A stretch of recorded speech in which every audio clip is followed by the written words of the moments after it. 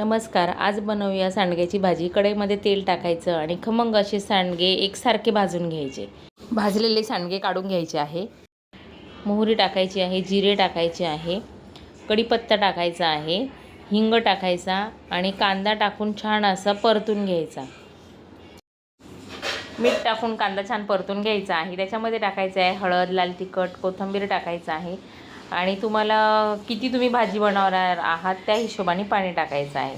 पाण्याला छान उकळी आली की त्याच्यामध्ये टाकायचे आहे मस्त असे भाजलेले सांडगे टाकून घ्यायचे आहे. 1 ते 5 ते 7 मिनटं छान अशी सांडग्यांची भाजी शिजवून घ्यायची आहे.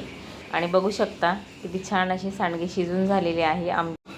आणि ह्या सांडग्यांना काही काही भागामध्ये वड्या पण म्हणतात. तर अशी छान अशी झालेली आहे सांडगे किंवा वड्यांची भाजी. बघू शकता थोडी रसरशीतच ठेवायची आहे आणि तयार झालेली आहे मस्त अशी सांडग्यांची भाजी. तर भेटू अशाच एका नवीन रेसिपी बरोबर.